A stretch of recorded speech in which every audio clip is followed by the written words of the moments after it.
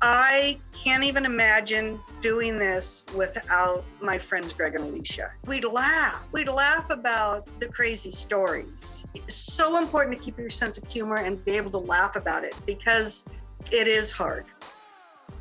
I'm your host, Valerie Borgman, and in this Family Talk episode, Julie talks about her mother's memory loss, moving her parents, and the importance of friends.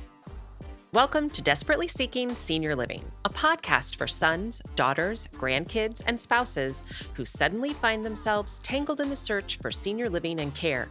If you like today's episode, don't forget to subscribe and check out our doable download in today's show notes for a printable summary of the show and a bonus tip from our guest.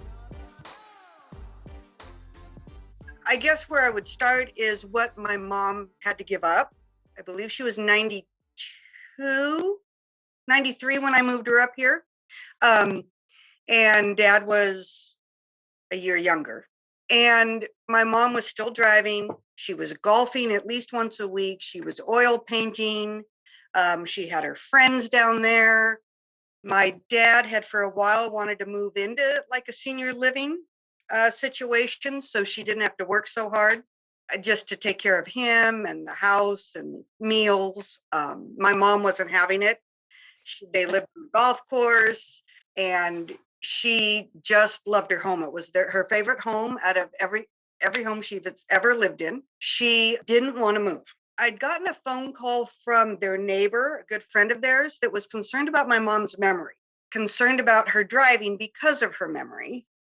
And I think Mom had started to have some trouble sometimes remembering how to get home when she and my dad were out, because my dad's blind and in a wheelchair. He was going blind, so he could not drive. He was starting to have some memory challenges.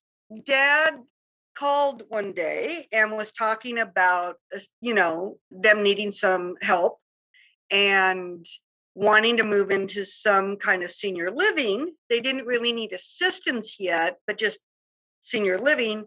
Mom wasn't having it. So I suggested, be careful what you suggest. I suggested that what if they moved up into senior living up here in Washington State so I could help, because my family's up here, my kids are up here. They said they'd think about that.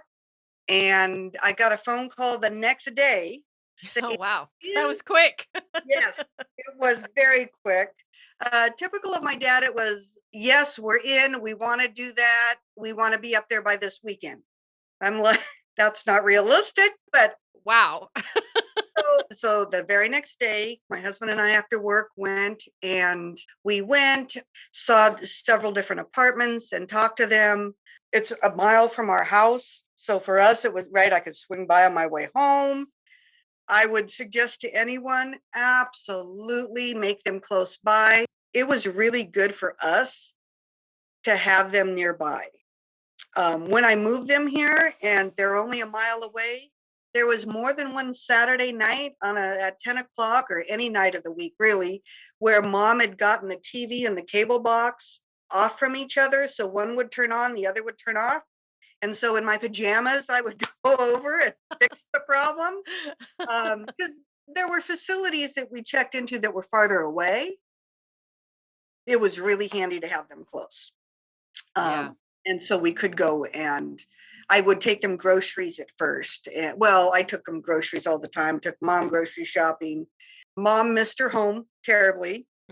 Dad sold her car on her, which was a blessing, because then I didn't have to fight her. She was determined to go buy a car, and gratefully, Dad turned all the finances and everything over to me. I'm power of attorney because she can't drive.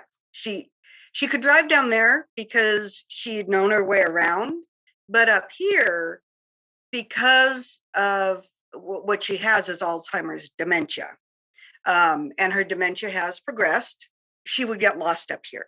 Just driving her around, she would get confused on where we were. It's overwhelming. And she would slow down, and traffic up here is very fast. It's not a bunch of senior citizens with really wide roads. I'm very grateful that the car was gone for that reason. And I didn't have to, I didn't have to do that. My mom was very angry at my dad. She believes he didn't talk to her about moving, which is not true. And I talked to her too about it. for getting rid of her car, for, right, all like it just, the move was very hard on her. She was very confused. Her dementia progressed. Friends of ours, and I'm very grateful for this, packed them up, drove a U-Haul up. We unloaded it, and my brother and I and husband and my kids set up their apartment before they got here and packed up the rest of their stuff. And I flew back up with them a couple days later. And then the family friends took care of getting rid of everything else. I'm very grateful for them. I wish we could have slowed it down and I could have been part of that packing up, because there were some things that probably should have come up and others that, right, it was, but I'm grateful that they did it because it couldn't have happened without them. They did a wonderful job. So it was a definitely group effort. So we got them up here. My mom didn't believe that everything in the apartment was hers. She doesn't know whose it was or where it came from. Wow, because it was out of the environment that she was used to seeing it in. Yes, absolutely. Yeah. Absolutely. Her dementia, right? We didn't get her up here anytime too soon. They came in independent. They had their own apartment. They'd go downstairs for dinner. She started to get a little, well, she couldn't remember dad's medication and what to give him when. And so I went to these pill things that said AM, PM, right? Yes, the pill boxes. With the pill boxes. That worked for a little bit. And then I realized at some point her dementia progressed and she was getting confused and he wasn't always getting his meds. Now, for him, that's a big deal because it's his heart medication. Oh my gosh. Right? Yeah, right. So then I had to get dad on assistance for his medication. They've been up here 4.5 years now, and they were independent for about a year, year and a half. And then I had to get dad on assistance for his medicine. Then it progressed where dad needed help showering because mom couldn't help him anymore. It wasn't safe, which was hard for her to give up, but right, it just progressed. And so dad's level of care then increased, the cost increased. We were still doing okay. Mom started to believe her mom was still alive. Now, my mom at this point was about 95 years old. And Wow. her mother hasn't been alive for quite some time. Yes. And she would start to pack and want to go see her mom as this progressed. Then COVID hit. When COVID hit, dad was in the hospital for the second time with pneumonia. I started out being able to visit him in the hospital after work. And then I'd go see mom because she was alone, which was a lot. And then COVID hit and everything shut down. And so one day I pulled up to the hospital to go visit dad. And there's like, it's all locked down. Nobody's getting in. I had an appointment with a social worker. And so she let me come up because I had an appointment with her. And so I got to see dad that day and explain that because of COVID, I wasn't going to be able to visit. When I moved him, I was told that they could like be there till the bitter end. That head of assistance left, and the new head of assistance and I had some struggles. It was just how it was. The doctor wanted to release him. The head of assistance wouldn't take him back. She fought the doctor and she fought me saying they couldn't take care of him. It's the common cold. It's pneumonia. It's just his antibiotic. It's not, right? It's nothing out of the ordinary. But because of COVID, she kept him out for about another 3 or 4 days before they were then able to fight. The doctor at the hospital was able to fight because he had been 10 days out from the rhinovirus that she had to take him back in. Wow. That was argument number one with her, fight number one with her. Then that was March when everything shut down. And then in June, my mom fell and she must have hit a corner of a wall and she put her head open. It was like this big U-shaped cut.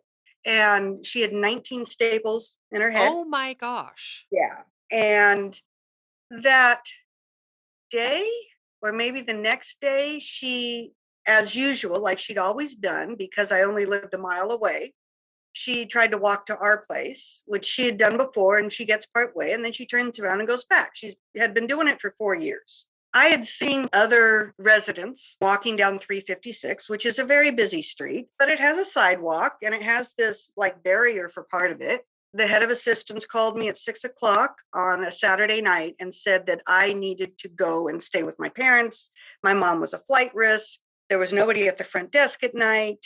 And so I needed to go stay with them because somebody needed to be with them 24/7. And I said, no, I'm not doing that. I'm not doing that. I knew it was Saturday night after dinner. Mom's had her dinner. She's probably in her pajamas getting ready for bed. She's not going anywhere. But they didn't trust me. Anyway, that was run-in number 2 with the head of assistants. She was very mad at me because I wasn't listening to her. I was listening. I just didn't agree. Yes. So she was going to call the director on a Saturday night. So advocating for your parents and your family is important.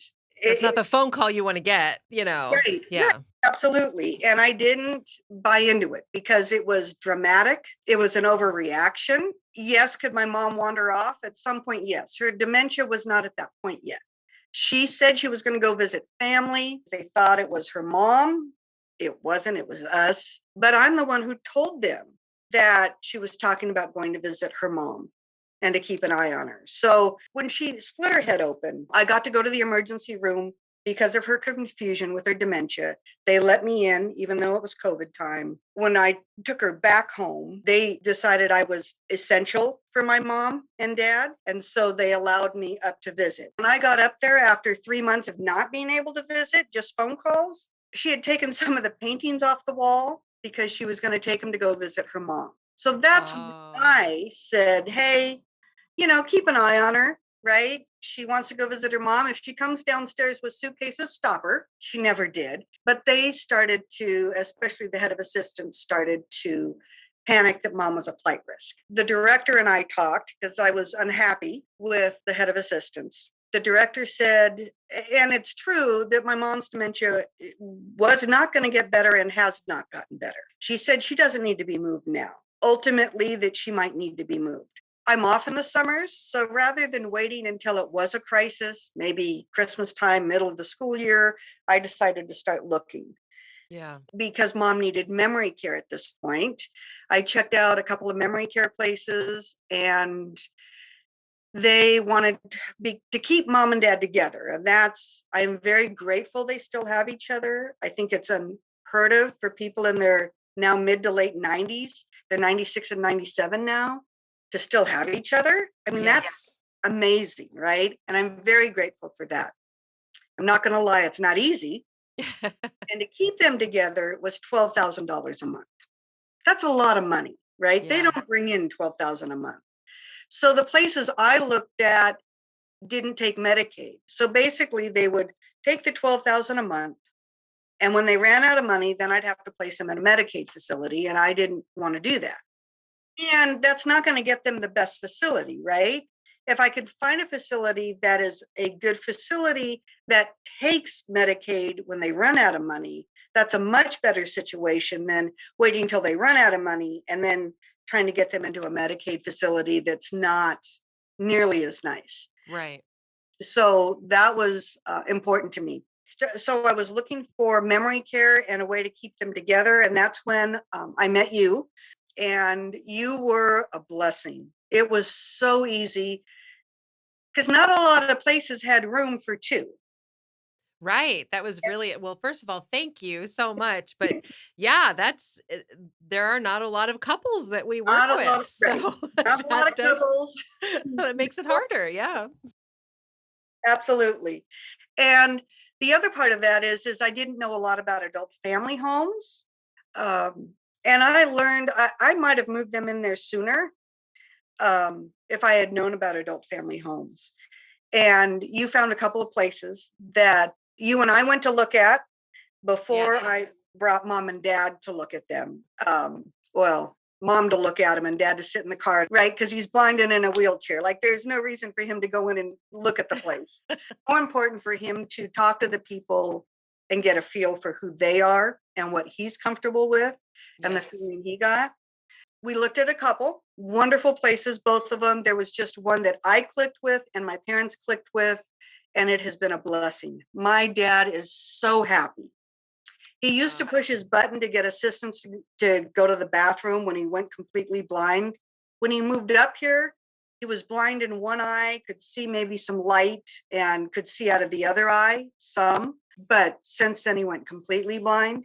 And so we needed help and assistance. My mother used to take him, and then it got a little, it's just not safe Right. for her to help him anymore. And so he would push his button, and 15 to 30 minutes later, somebody would come and assist him. Where now at Star of Hope, Adult Family Home, he pushes his button and they're there within 30 to 60 seconds.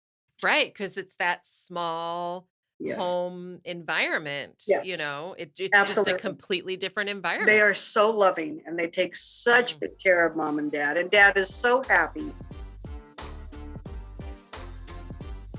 Today's episode is brought to you by ClearPath Senior Living Solutions. ClearPath helps families find assisted living, memory care, and other resources. Find our contact information in today's show notes. Something that I want to share with you is veterans benefits, which my dad was in the military in World War II, because it's not for everybody. It's certain wars and certain time frames. And it used to be that they used to have $80,000, right? They could only have 80,000. And now this year, well, in 2020, it went up to 120,000. But when they moved up here, they had plenty of money. And none of us thought my dad would still 4.5 years later still be alive.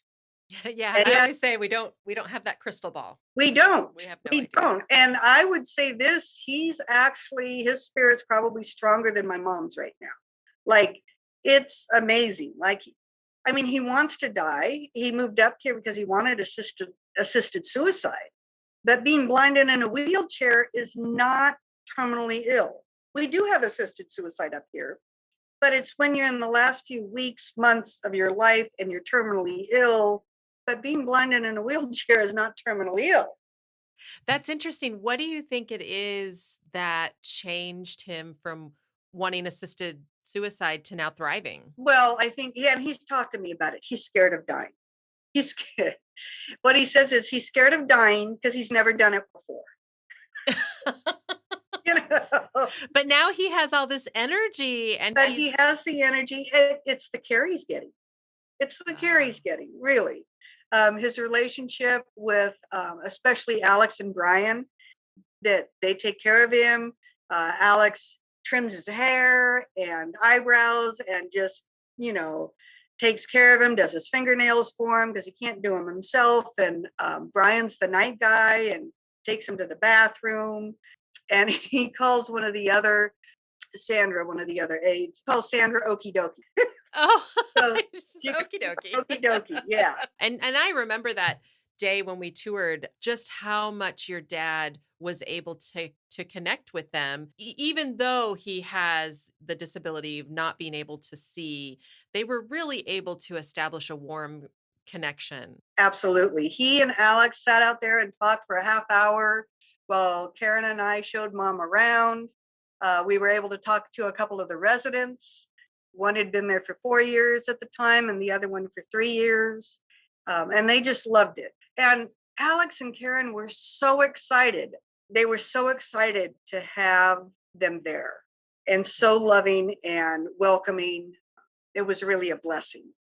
Mom, again, her dementia with the change to Star of Hope, it confused her. She was able to help, though, like in the kitchen with setting the table and be involved that way. She still talks about wanting to go home. She's 97 years old. She thinks she has a job. She's going to go and get a job, or she has a job. One of my brothers called from New York to talk to them, and he was very confused because my mom said she was on her way to work and my father wasn't there. Oh my gosh. He called me and he goes, I don't know what that's all about. And I said, well, mom's dementia is progressing. Yeah. Yeah. And I feel like there's the right place for everybody. Yes. But one of the things that I really love about the smaller environment, and I know in Washington state, there are a lot of adult family homes. In many states, there are not that many.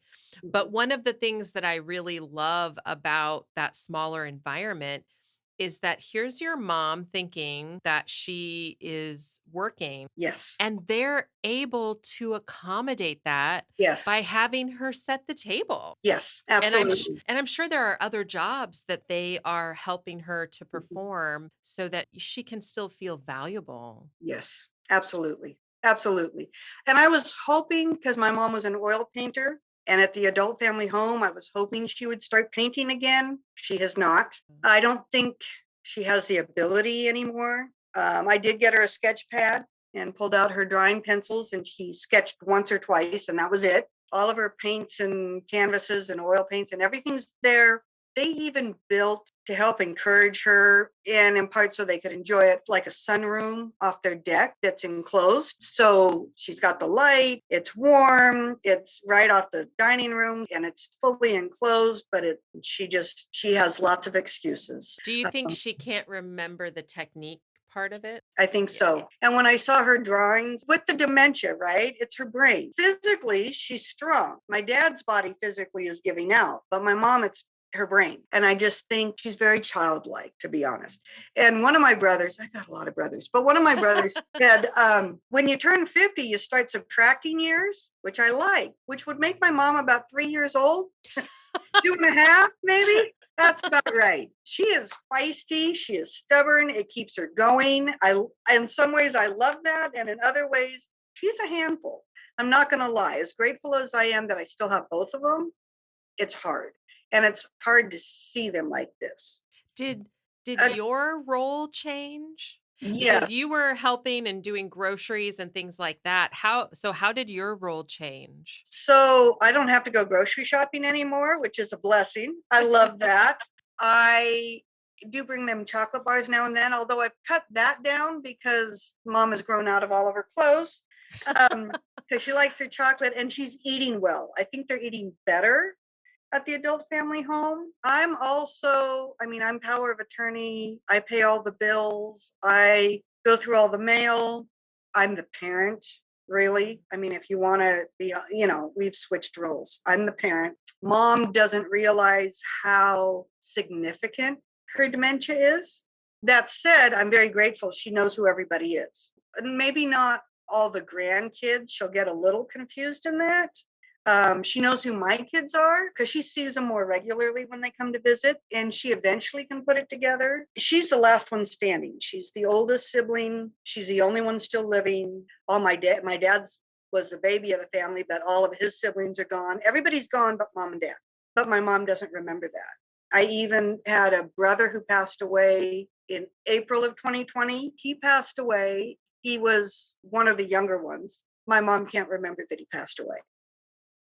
So, and I like when she talks about her mom, I just tell her, which is not a lie, really. I tell her that her mom is down with her sister, with my mom's sister, with Aunt Fran, that they're together because they are. They are both somewhere in California.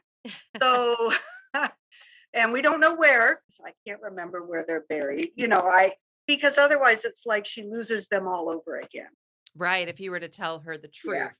Yeah, exactly. And I try really hard not to argue with her because it's her reality. Yes. I have a brother who's schizophrenic. He's very high functioning, but when he talks about the voices and stuff, it's kind of like my mom's dementias. It's their reality. And if you argue with them or you tell them it's not true, then they get confused and flustered and upset. So I agree and I move on. That's really, I think, important. And hard. It's hard. It's hard. Oh, absolutely. And now and then I still kind of get caught up, but I try really hard not to. And my mother would like me to visit every single day.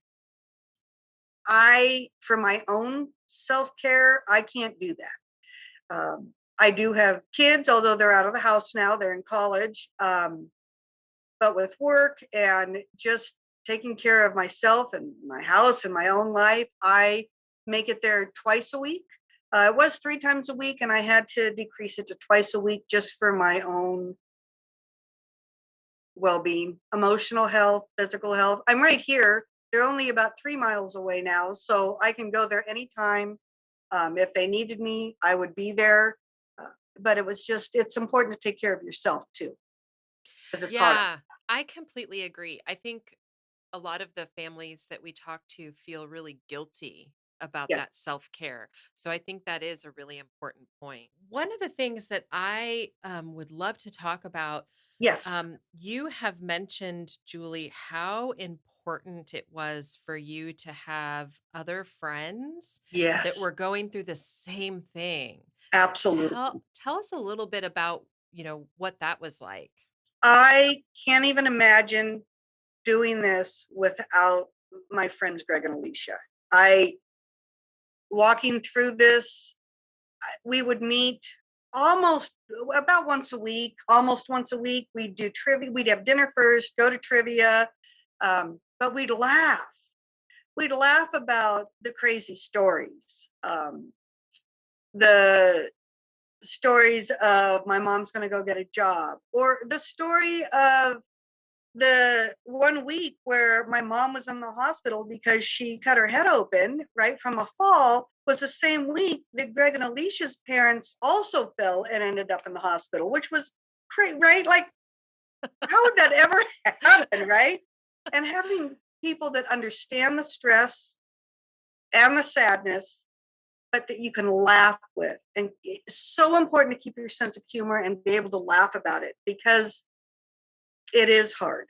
And there is a lot of sadness to watch your parents deteriorate and to be taking care of them. And there's a lot of stress with that. So having those friends that understand and are there and to tell the crazy stories too. The stories, yeah, you got to laugh. I've been married 23 years and my mom recently asked me if I had a boyfriend. And she loves my husband, right? But, she is cute and feistiness definitely keeps her going. Check out this episode's doable download in show notes for details, including industry terms and definitions we discussed, as well as a bonus tip from our guest.